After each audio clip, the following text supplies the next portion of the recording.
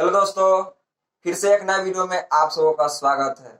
जैसा कि आप सब थंबनेल देखकर समझ गए हो कि आज हम लोग क्या पढ़ने वाले हैं। जी हाँ दोस्तों, आज हम लोग क्लास 10th के काव्य खंड के दूसरे अध्याय को पढ़ने वाले हैं। तो अभी तक मेरे चैनल को सब्सक्राइब नहीं किए हैं तो प्लीज सब्सक्राइब कर दीजिए, और हमें फेसबुक और इंस्टाग्राम पर फॉलो नहीं किए हैं तो प्लीज फॉलो कर दे। इसका लिंक मैं वीडियो के डिस्क्रिप्शन में दे दिया हूँ। तो चलिए आपका बिना समय गंवाए हुए वीडियो को स्टार्ट करते हैं। तो आप लोग खोल लीजिए, मैंने रसखान पाठ है, रसखान पाठ पढ़ना है तो रसखान पाठ आप लोग खोल लीजिए। देखिए मैं खोल रखा हूँ, तो आप लोग खोल लीजिएगा, इसे ध्यान से ध्यान पूर्वक देखिए। तो सबसे पहले रसखान का हम लोग परिचय देख लेते हैं। रसखान का परिचय। रसखान के जीवन के संबंध में सही पता नहीं चलता है। रसखान के जीवन के संबंध में सही पता हमें नहीं चलता है, लेकिन उसकी एक प्रेम वाटिका है जो 1610 में प्रकाशित हुआ। इससे हमें ज्ञात होता है, इससे हमें मालूम चलता है कि ये दिल्ली के पठान राजवंश में उत्पन्न हुए थे। इनके जीवन के संबंध में सही से पता नहीं चलता है, लेकिन इनकी एक प्रेम वाटिका है जिसे पता चलता है कि ये दिल्ली के पठान राजवंश में ये उत्पन्न हुए थे। तो और ये मुस्लिम जाति के थे, ये मुस्लिम जाति के थे और कृष्ण भक्त थे। ये मुस्लिम जाति के थे और कृष्ण भक्त थे। सोचिए, तो इन पर भारतेंदु हरिश्चंद्र ने इतने प्रसन्न हुए, इन पर रसखान पर भारतेंदु हरिश्चंद्र ने इतने प्रसन्न हुए जो एक बात भी कहे इन पर, कहे जो सुनिएगा आप लोग। इन मुसलमान हरिजन पर कोटि हिंदू वारी। भारतेंदु हरिश्चंद्र रसखान से प्रसन्न होकर उन्होंने कहा है कि इन मुसलमान हरिजन पर हिंदू कोटि वारी। कहते अर्थात कहने का मतलब है कि मैं इस एक कहा, कहते हैं भारतेंदु हरिश्चंद्र कि मैं इस मुसलमान के चलते करोड़ों हिंदुओं को न्यौछावर करता हूं। इतने प्रसन्न हो गए थे रसखान से भारतेंदु हरिश्चंद्र, जो उन्होंने कहा कि मैं एक व्यक्ति अर्थात रसखान के लिए उन्होंने भारतेंदु हरिश्चंद्र कहा कि करोड़ों हिंदुओं को न्यौछावर करता हूं। अर्थात कहने का मतलब है उन्होंने एक व्यक्ति की तुलना करोड़ों से कर दी। तो आगे का इसमें जो कवि परिचय है आप लोग देख लीजिएगा, मोटा मोटी मैंने आपको बता दिया। तो चलिए बिना समय गंवाए हुए इनके काव्य रचना पर चलते हैं।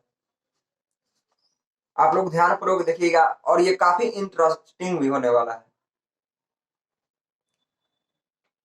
इसमें कृष्ण और राधा को प्यार का वर्णन किया गया है, तो आप लोग इसे ध्यान पूर्वक देखिएगा। तो प्रेम आईनी श्री राधिका पहले काव्य है, काव्य रचना पहले का है जो प्रेम आईनी श्री राधिका। प्रेम आईनी श्री राधिका प्रेम बरन नंद नंद, प्रेम वाटिका के दो माली माली द्वंद। मोहन छवि रस खान लखी अब दीर्घ अपने नहीं, आंचे आवत धनुष से छूटे सर से जाई। मोह मन मानिक ले गयो चित चोर नंद नंद, अब बेमन मैं का करूं परी फेर के फंद। प्रीतम नंद किशोर जा दिन ते नैनो लगाए, मन पावन चित चोर पलक ओठ नहीं करे सके। अब मैं एक एक पंक्ति को पढ़कर इसका अर्थ बता देता हूं। आप लोग ध्यान से सुनिएगा और ये इंटरेस्टिंग होने वाला है, ये अच्छा होने वाला है वीडियो, तो आप लोग ध्यान से देखिए। प्रेम आईनी श्री राधिका प्रेम वरन नंद नंद, प्रेम वरम नंद नंद, प्रेम वाटिका के दो माली माली द्वंद। अर्थात रसखान इस पंक्ति के माध्यम से यह कहना चाहते हैं कि प्रेम का जो खजाना है, प्रेम अर्थात प्यार, प्रेम का जो खजाना है वह श्री राधिका जी है, राधिका है। और प्रेम के रंग में रंगने वाला जो है श्री कृष्ण है। जिस प्रकार माली और मालिन माली और मालिन मिलकर फूल को सींचते हैं, उसी प्रकार ये दोनों अर्थात कृष्ण और राधे मिलकर प्रेम को सींचते हैं।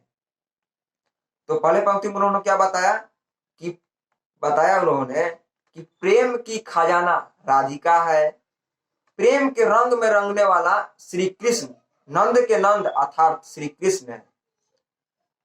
प्रेम वाटिका के दो माली मालिन द्वंद, जिस प्रकार माली और मालिन दोनों मिलकर फूल को सींचते हैं, उसी प्रकार ये दोनों कृष्ण और राधे मिलकर प्रेम को सींचते अर्थात प्यार को सींचते हैं। मोहन छवि रस खान लगी अब दीर्घ अपने नाही, मोह मन मानिक ले गयो चीत चोर नंद नंद। इस पंक्ति के माध्यम से रस खान कहते हैं कि जब से मैंने मोहन को देखा हूं तब से मेरी नैन नहीं रहे।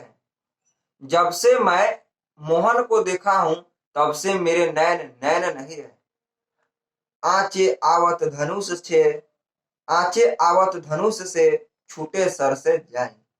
जिस प्रकार धनुष से छूटा गया बाण वापस नहीं आता, उसी प्रकार मेरे नैन के हाल है, जो मेरे नैन वापस नहीं आ रहे हैं। मोह मन मानिक ले गयो चीत चोर नंद नंद, अब बेमन मैं का करूं फेरी फेरे फर के फंद। कहते हैं कि मोह मन मानिक ले गयो चीत चोर नंद, अब बेमन मैं क्या करूं पड़ी फेर के फंद। कहते हैं राधिका जी कहते हैं मेरा मन तो नंद के नंद चुरा ले गया है, मेरा मन तो नंद के नंद चुरा ले गया है, अब बेमन मैं क्या करूं पड़ गया हूं फेर के फंद में। प्रीतम नंद किशोर जा दिन ते नैन लगायो, मन पावन चित चोर पलक ओठ नहीं करे सके। कहते हैं प्रीतम नंद किशोर जा दिन ते नयन लगायो, मन पावन चित चोर पलक ओठ नहीं करे सके। कहते हैं कि जिस दिन से आपसे नैन में नैन लड़े हैं, जिस दिन से कहते हैं राधिका जी, हे मेरे प्रिय कृष्ण, हे मेरे प्रिय प्रीतम कृष्ण, जिस दिन से आपसे नैन में नैन लगे हैं, उस दिन से मेरी आंख की पलकें ओट नहीं कर रही है। अर्थात जिस दिन से राधिका जी कहती है कि जिस दिन से आपसे नैन में नैन लगे हैं, मेरे पलक नहीं गिर रहे हैं, जिससे पलक नहीं गिर रहे हैं। तो पहले पंक्ति को मैंने पहले काव्य रचना को पढ़ दिया और उसका अर्थ भी बता दिया, और दूसरे पंक्ति को और हम लोग आते हैं। करील के कुंजन ऊपर वारो, शीर्षक का नाम है करील के कुंजन ऊपर वारो। या लकुटी अरी कमरिया पर राज तिहुपुर की ताजी डराओ, आठ हुसी दी नौ निधि को सुख नंद की गाय चरायो बिसारो। रसखान कबो इन आँखों सो ब्रज के बनबाग तडाग निहारो, कोटि करो कल धौत के धाम करील के कुंजन ऊपर वारो। इसमें अपनी आत्मा को व्यक्त की है। उसने इस पंक्ति में रसखान ने अपनी चाह को व्यक्त की है, वो क्या चाहते हैं इसको व्यक्त किए। तो आप लोग ध्यान से सुनिए। कहते हैं या लकुटी अरु कमरिया पर राज तिहुपुर की ताजी डरम। कहते हैं कि श्री कृष्ण के हमें लकुटी अर्थात लाठी, कमरिया श्री कृष्ण के रसखान कहते हैं कि हमें लाठी और कमरिया मिल जाए तो मैं तीनों लोगों को न्यौछावर करता हूं, हमें तीनों लोगों को न्यौछावर करता हूं। श्री कृष्ण को कहते हैं कि श्री कृष्ण के बारे में कहते हैं कि हमें रसखान कहते हैं कि हमें तीनों लोगों को छोड़ना क्यों न पड़े, हमें कृष्ण के लाठी और कंबली मिल जाए तो मैं तीनों लोगों के सुख को त्याग दूंगा। जो सुख उनके कंबली और लकुटी में है, वैसा सुख तीनों लोगों में नहीं हो सकता। आए कहते हैं आठ मुसीधी नवो निधि को सुख नंद की गाय चराए विसार। 8 सीधी 9 निधि को त्याग करता हूं नंद को गाय चराने के लिए। कहते हैं कि मैं नंद के गाय चराने का अवसर मिले तो मैं 8 सीधी और 9 निधि को त्याग दूंगा। अगर मैं सिर्फ नंद की गाय चराऊं तो मुझे 8 सीधी और 9 निधि का ज्ञान प्राप्त हो जाएगा।